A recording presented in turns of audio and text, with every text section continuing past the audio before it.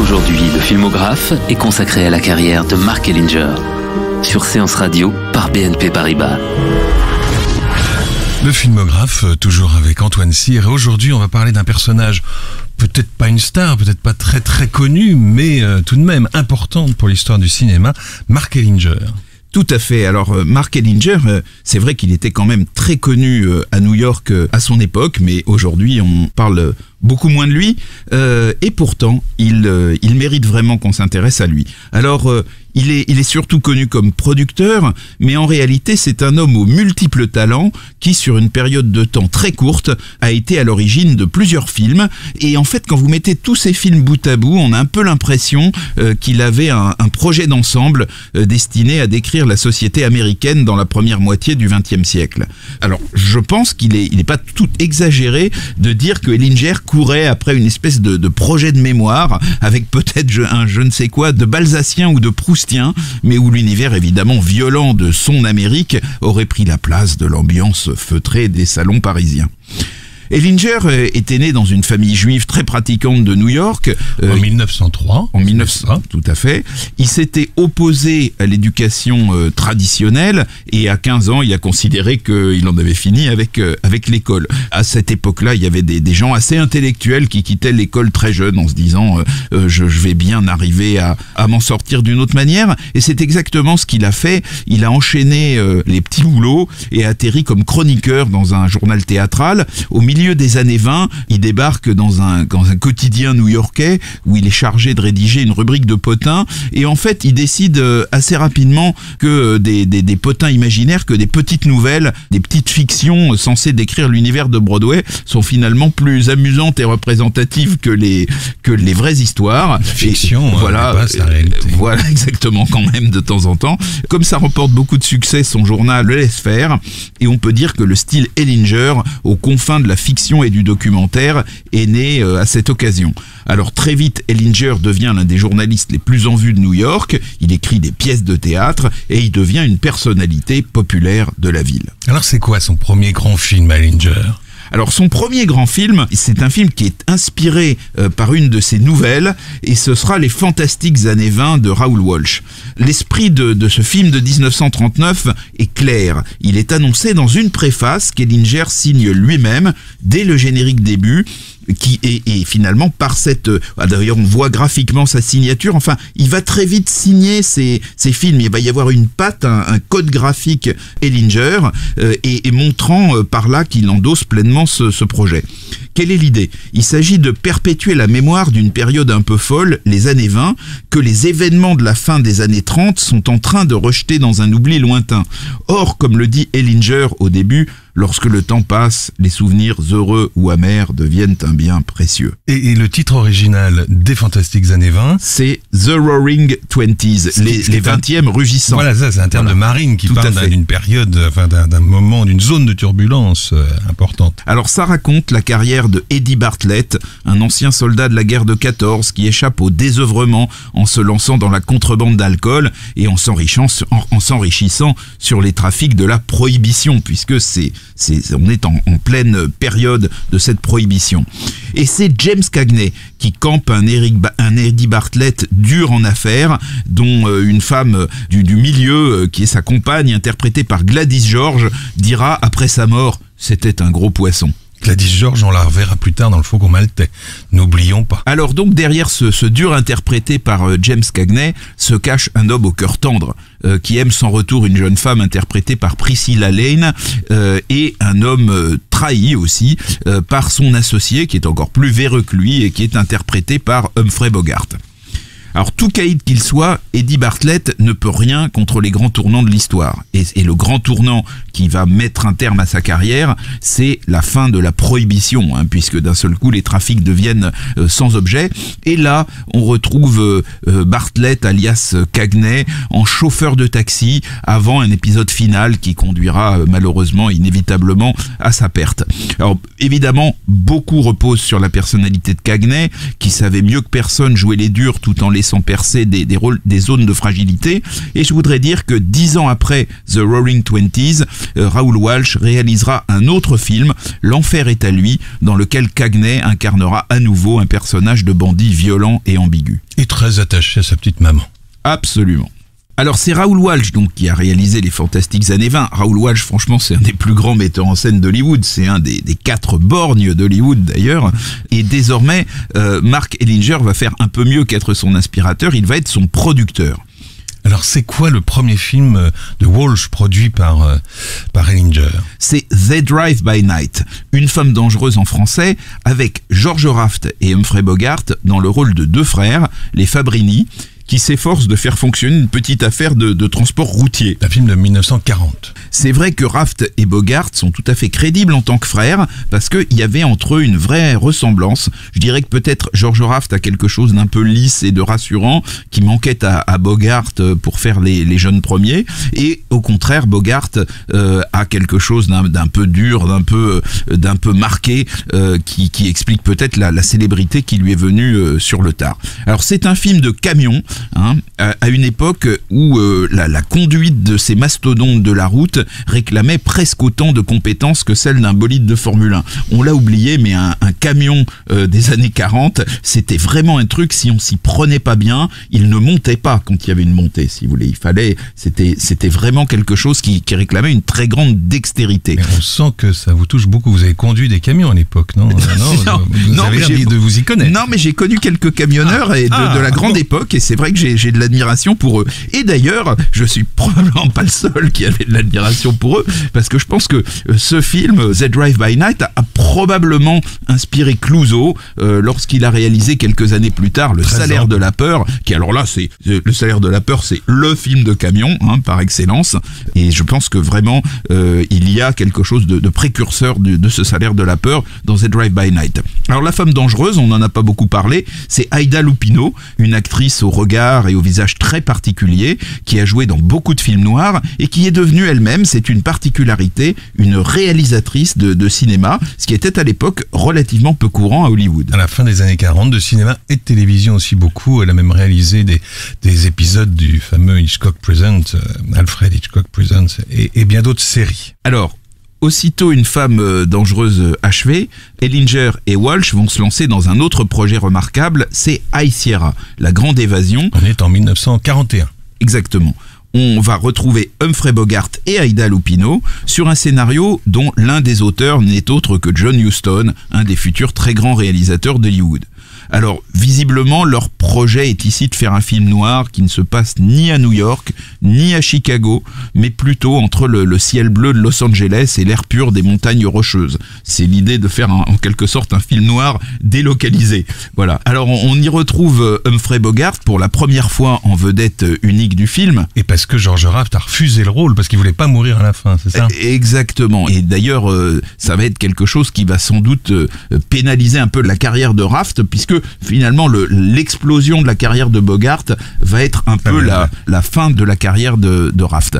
Alors là où on retrouve bien la patte de John Huston, le cinéaste des losers, c'est que très vite dans ce film, High Sierra, la grande évasion, des circonstances invraisemblables vont s'accumuler, et ce sont les circonstances qui créent franchement les conditions de l'échec. Alors d'abord, les gangsters ont un chien, et Bogart, qui est censé jouer le dur, prend ce chien en affection, et c'est quand même pas un avantage de se lancer dans un hold-up avec un animal de compagnie.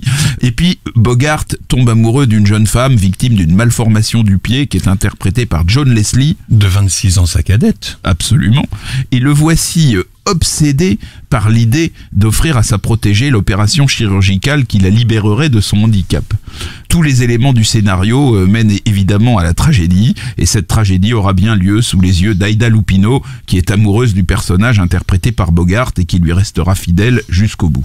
La bande-annonce du film est assez épatante parce qu'on voit à la fois Raoul Walsh lui-même qui a écrit comme ça de sa main, vous savez comment on faisait les bandes-annonces à l'époque, c'est la plus grande histoire que j'ai jamais filmée, signé Raoul Walsh, et puis juste après il y a Mark Ellinger qui se met en scène lui-même et on le voit et qui a écrit aussi de sa main, si vous avez aimé The Drive by Night, please don't miss this. Ah oui, parce qu'il faut pas oublier que Ellinger, c'est quelqu'un qui travaillait sur des films, mais c'était un journaliste en vue, c'était une personnalité. Alors la télévision en 1940, c'était pas franchement très développé, mais c'était quand même, c'était un homme en vue du tout New York.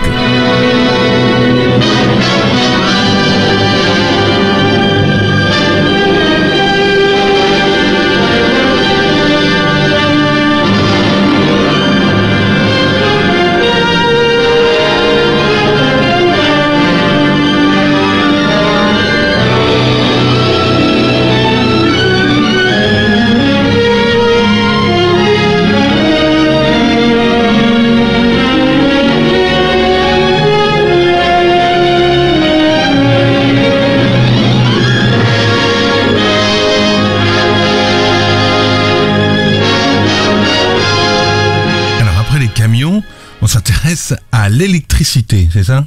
Et oui, avec un film qui se passe entièrement dans l'univers des centrales, des lignes à haute tension et des hommes qui sont chargés de les entretenir, parfois au péril de leur vie. Alors ce film, c'est Manpower, l'entraîneuse fatale en français. Là, c'est parfois les traductions sont parfois coquines. Et donc là, on retrouve cette fois-ci George Raft, qui est accompagné d'Edgar J. Robinson. Et il faut noter que Raft choisit cette fois-ci de tourner ce film et qui va laisser à Bogart le premier rôle dans un film tourné en même temps, Le Faucon Maltais de John Huston. C'est le premier film de John Huston. Exactement, comme réalisateur. Et qui va asseoir la carrière de Bogart. Alors, revenons à Manpower. Pourquoi un film sur le monde de l'électricité ? Il faut comprendre qu'en 1941, il y a seulement quelques décennies que les villes sont entièrement éclairées à l'électricité. Et cette énergie commence tout juste à être utilisée, par exemple, pour propulser des locomotives. On parle de la fée électricité. Et la fée électricité, cette cousine domestiquée de la foudre, a alors quelque chose de fascinant. Elle incarne en fait la rencontre entre les éléments déchaînés de la nature et le travail des hommes. Bon, évidemment, l'ambiance du film est très électrique, mais l'ambiance d'un film noir ne saurait être totalement électrique sans l'intervention d'une femme fatale, et c'est Marlène Dietrich qui remplit ici ce rôle de manière très convaincante en séduisant George Raft. Marlène Dietrich qui venait de tourner avec René Clair La Belle Ensorceleuse. The blush of May, when love is a budding rose, when shy is the glance of eyes, where romance dances merrily, merrily, sweet is the blush of May. On retrouve Antoine Cyr et on continue d'évoquer la carrière de ce Mark Ellinger. Alors Ellinger et Raoul Walsh vont ensuite essayer de sortir de leur veine réaliste avec un film associant musique et science-fiction dans lequel l'amuseur Jack Benny joue le rôle principal, mais alors là ça va être un échec complet. C'est l'histoire d'un trompettiste, c'est ça, qui arrive au paradis. Exactement. Et donc ça va pas du tout marcher. Et Ellinger va désormais produire des films dont il est plus encore qu'il ne l'était avec Walsh le véritable inspirateur. Et pour ça, il va s'appuyer sur un jeune réalisateur d'origine russe, Jules Dassin, et sur l'un des futurs grands maîtres du film noir, Robert Siodmak. Alors, avec Robert Siodmak, la collaboration va tout de suite commencer très fort. Ah bah oui, Ellinger va produire Les Tueurs, le film qui va révéler Ava Gardner et Burt Lancaster. Alors c'est John Huston et Richard Brooks qui vont transformer en un scénario complet la mince nouvelle d'Hemingway qui sert d'argument à ce très grand film considéré comme une œuvre de référence de l'univers du film noir. On connaît tous, enfin beaucoup de gens connaissent, et si vous le connaissez pas, je vous invite à le découvrir, le moment où le Suédois, alias Burt Lancaster, attend passivement la mort, ou aussi la rencontre de ce même Burt Lancaster avec Ava Gardner, le premier étant littéralement foudroyé par la beauté de la seconde. Ce sont vraiment de grandes scènes de l'histoire du cinéma. Alors ensuite, il va y avoir la rencontre avec Jules Dassin, et Ellinger va lancer avec lui des projets très personnels qui se rattachent à sa fibre journalistique. Le premier de ces projets, ça va être Les Démons de la Liberté, en anglais Brute Force, un film qui montre l'univers pénitentiaire. Dans la prison de Westgate sévit un redoutable gardien-chef interprété par Hugh Cronin. Particulièrement sadique. Hein, ouais. Il est peu recommandable ce gardien-chef. Mais il va mal finir. d'ailleurs. Alors au-dessus de lui, il y a un directeur de la prison qui est un type plutôt humaniste, mais qui est un gars qui veut pas faire de vagues parce qu'il est tout proche de la retraite. Et puis alors, il y a les détenus. Donc cette prison compte de nombreux détenus de longue durée, dont le plus coriace est interprété par un Burt Lancaster magnifique, beaucoup plus affirmé que dans Les Tueurs, où il jouait un peu ce qu'on appelle un cave. Et donc ça donne un affrontement permanent qui est filmé dans un noir et blanc au graphisme impeccable.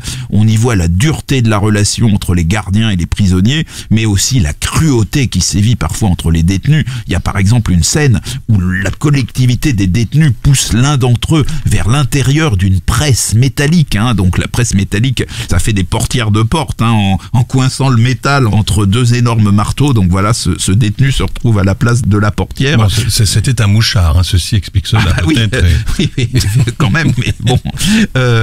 Et puis alors, l'état d'esprit des condamnés est expliqué par de nombreux flashbacks sur leur vie d'avant la prison, ce qui permet d'introduire une composante qui manque souvent dans les films de l'univers carcéral, c'est-à-dire, en tout cas de l'univers carcéral masculin, c'est-à-dire des femmes. Et donc, parmi ces femmes, on trouve notamment Yvonne De Carlo et Ella Raines. Alors, les condamnés sont souvent envoyés travailler dans un endroit dangereux qu'on appelle le collecteur, et c'est aussi dans cet endroit que se trouve la seule possibilité d'évasion. L'idée d'en faire usage va germer dans l'esprit de Burt Lancaster, mais bien entendu, tout ceci va finir en tragédie. Alors malheureusement, la tragédie, elle est aussi proche pour Mark Ellinger, qui avait le cœur fragile et qui sera emporté par une thrombose coronaire à l'âge de 44 ans. Il venait tout juste d'enregistrer la voix off d'un film qui restera sans doute comme son chef-d'œuvre, La Cité sans voile, dont le projet est, comme son nom l'indique, de montrer New York telle qu'elle est, sans artifice, sans tournage en studio et en utilisant comme figurants les habitants de la ville. Je vous propose de commencer notre histoire ainsi. Il est 1h du matin par une chaude nuit d'été. La ville est endormie. Enfin, aussi endormie que peut l'être une ville comme New York, nous dit la voix de Mark Ellinger. Suite alors une série de plans sur des banques, des théâtres, des usines endormies, des lieux divers où l'animation nocturne se poursuit.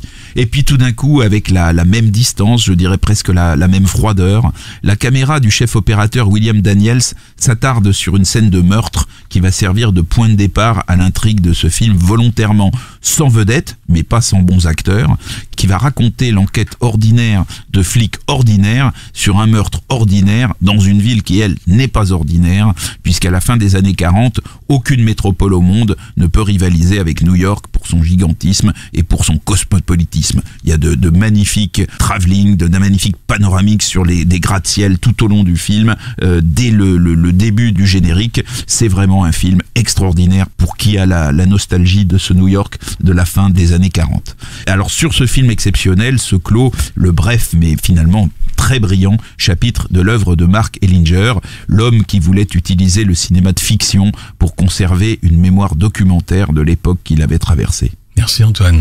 Le filmographe vous a été présenté par Antoine Cyr et Laurent Bourdon sur Séance Radio par BNP Paribas.